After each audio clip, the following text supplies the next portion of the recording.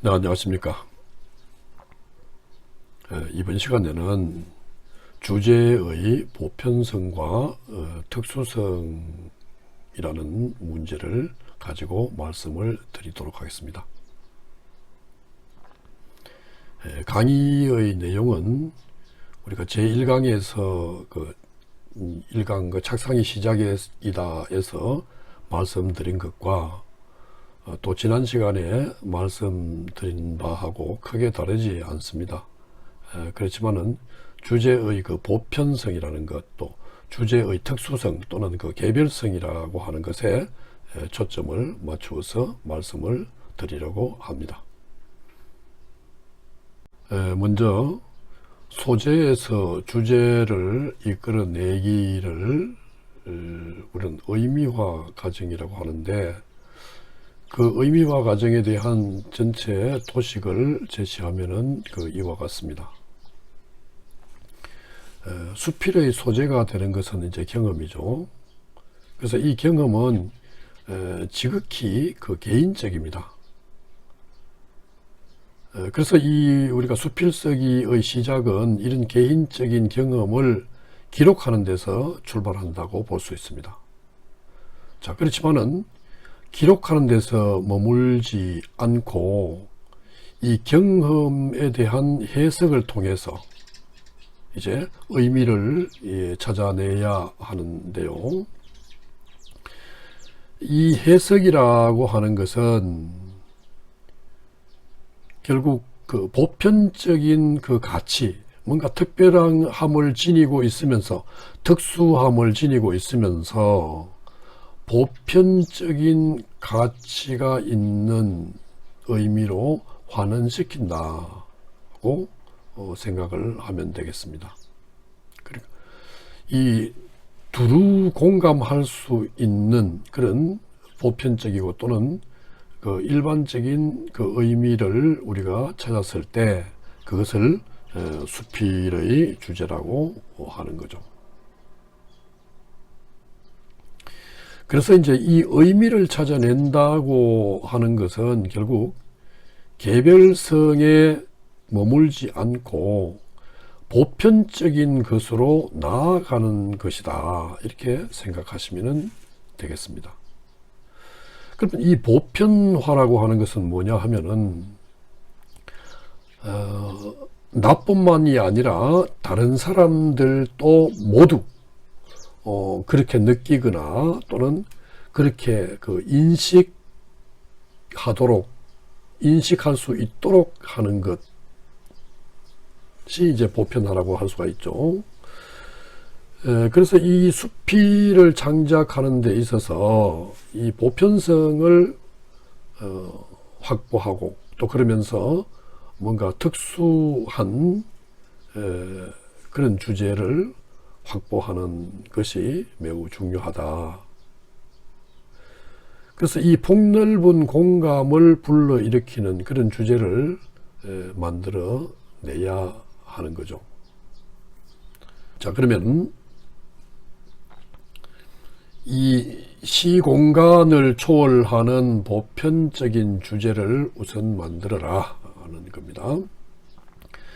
보편적인 주제란 이미 앞에서 말한 바 있지만은 인간의 존재 가치나 존재 방식, 달리 또 말하자면은 삶의 근본적인 이치나 의미를 우리는 보편적인 주제라고 할 수가 있습니다. 자의식을 지닌 사람이라면은 누구나 이런 의문들을 가지게 됩니다. 나는 누구인가? 나는 어디에 있는가? 나는 왜, 그리고 어떻게 존재하는가? 이런 문제들에 대해서 아주 근원적이고 본능적인 그런 의문을 가지고 있죠. 그래서 이 사람들은 이런 의문에 대해서 해답을 찾고 싶어 합니다. 이런 의문의 해답을 찾고 싶어 하는 것이 우리가 그 의식을 지닌 사람이 해야 할 일이고, 또 이런 의문을 찾아서 거기에 해답을 하려고 하는 것이 우리는 지적인 활동이라고 할 수 있죠. 그래서 여기에 해답하려고 노력하지 않는 그런 사람들은 지적인 활동을 하지 않고 그냥 살아가는 사람들이라고 볼 수가 있죠. 자, 그래서 이런 의문에 대한 해명들, 또 그 의문을 우리가 해명하려 하는 가운데서 어떤 한계를 느끼는데, 그 한계를 극복하려는 노력들, 자, 이런 것들을 모두 이 예술과 학문이라고 하는 거죠. 말하자면 여기에 이런 의문에 대해서 우리가 대답하고, 또 이런 의문을 찾아가려고 노력하는 가운데 생겨난 것이 예술과 학문이라는 이야기입니다. 우리가 가장 먼저 생겨난 것이 신화라고 한다면요, 신화 중에서도 천지 창조 신화라든가, 또 인간의 그 기원을 이야기하는 그런 신화라든가, 인류 창조 신화 같은 거요, 그런 것이 가장 먼저 생겨났겠죠. 이 신화가 사실은 이러한 의문에 대한 거의 최초의 답변이라고 할 수 있습니다. 그래서 그것뿐만 아니라 지리학이라든가 우주공학, 로봇공학, 이게 전부 다 여기에 대한 해답이죠. 우주에 대해서 연구한다는 것은 나는 어디에 있는가에 대한 해답을 찾고자 하는 것이고, 로봇공학에 대해서 연구하는 것은 나는 어떻게 존재하는 것인가에 대한 해답이라고 할 수가 있죠. 자, 그러면 멀리 가지 말고 철학이나 문학에 대한 이야기를 한번 해봅시다. 철학과 문학은 굉장히 가깝죠. 특히 이제 이 수필은 이 철학과 문학 사이에 존재한다고 할 수 있습니다. 아마 이 문제에 대해서는 다음에 한번 특별하게 말씀드릴 기회가 있을 것입니다. 그러면 철학과 이 문학은 이런 의문에 대한 해답하는 방식이 다릅니다. 철학의 응답은요, 이성적이고 또 직설적인 그런 언어로 이렇게 말합니다. 그런데 비해서 문학은 굉장히 감성적이고 우회적으로, 그러니까 에둘러서 이야기를 하죠.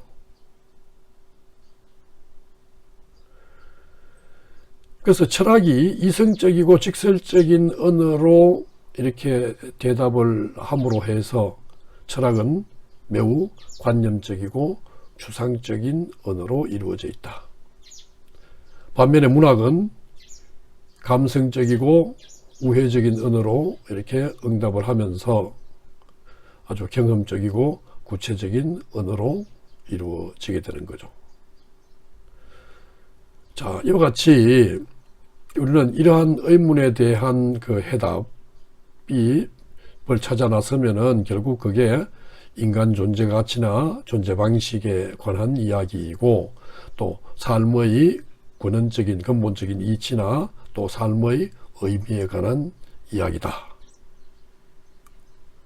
그래서 이런 것들을 우리는 보편적인 주제라고 한다는 거죠.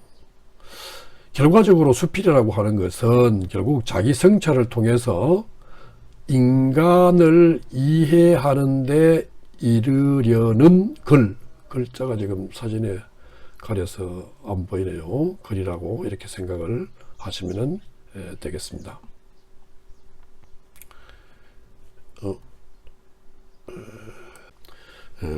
보편적인 주제에 대해서 이제 말씀을 이제 드렸으니까, 그 다음에는 이제 주제의 특수성에 대한 말씀을 드려보도록 하겠습니다. 남들이 말한 바 없는 참신한 주제, 이것을 주제의 특수성이라고 할 수 있습니다. 그러니까 특수한 주제, 참신한 주제라고 할 수 있는 거죠. 예를 들어서 설명을 하겠습니다. 가실이 알다시피 고려시대의 노래입니다. 고려시대 시가죠. 고려가요죠. 그 다음에 아리랑, 우리 민요, 그 다음에 김소월의 진달래꽃, 이렇게 시대를 달리하는 노래 세 편을 예로 들어보면은, 이 세 편의 시들이 이야기하고 있는 보편적인 주제라고 하는 것은 사랑입니다. 이 절박한 사랑. 중고등학교 때 저는 이 작품을 배우면서 이 세 작품이 이별을 노래하는 것이라고 이렇게 배웠던 기억이 나는 것 같은데요. 저는 반대로 이렇게 이별이 아니라 사랑을 노래하는 시다, 이렇게 보고 싶습니다. 자, 이와 같이 이런 사랑이라고 하는 그런 측면에서 보편성을 지니죠. 자, 그런데 인간의 보편적인 정서의 하나인 사랑이라는 주제를 다루면서 이들 작품이 그려내는 사랑의 모습은 제각기 다릅니다. 그래서 작품마다 특수성을 지니는 거죠. 가시리는 내가 님을 보내기는 하나 곧장 돌아와 사랑을 회복해 줄 것을 강하게 요구하죠. 가시난 땄 도셔 오셨어. 그러니까 가시듯이 돌아오십시오라고 이렇게 이야기를 하고 있지 않습니까? 아리랑은 임은 절대로 나를 버리고 떠나지 못할 것이다 라고 사랑을 확신하고 있습니다. 심리도 못 가서 발병 난다는 것은 결국은 임은 나를 떠나지 못할 것이다 하는 거죠. 사랑에 대한 확신이죠.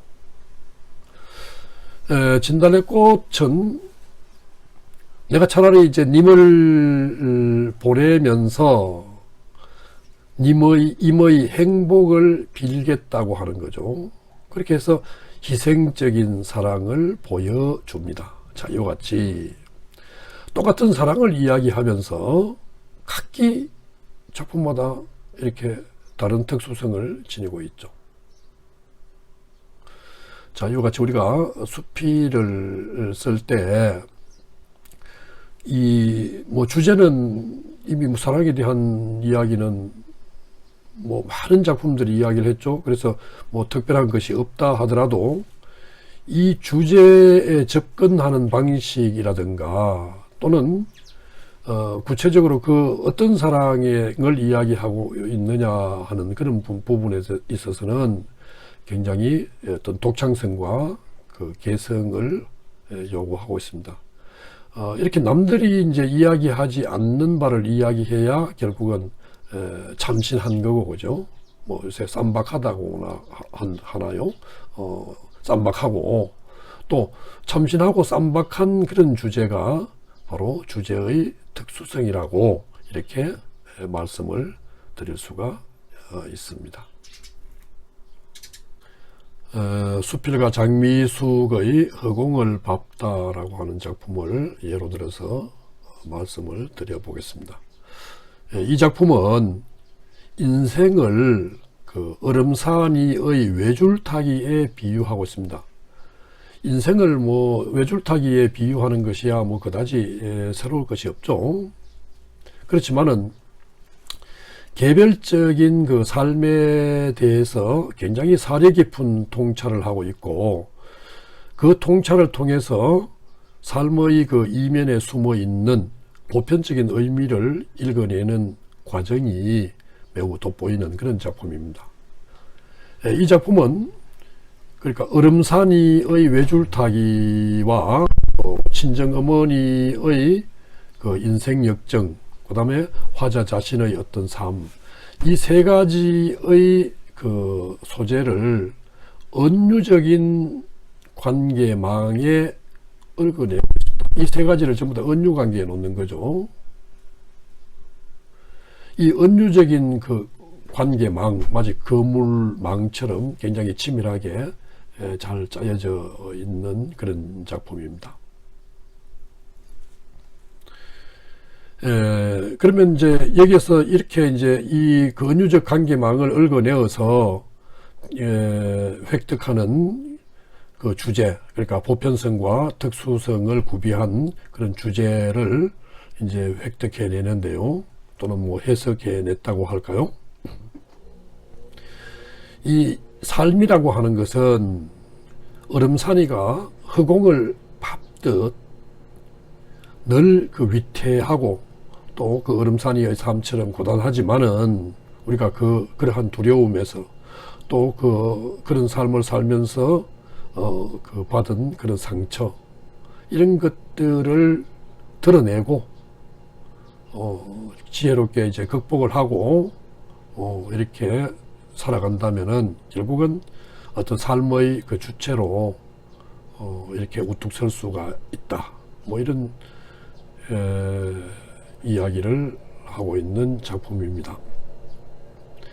주제를 여미는 그런 능력을 갖춘 그런 작품이죠. 이 작품은 따로 별도의 영상을 마련해서 제가 참고하실 수 있도록 하겠습니다.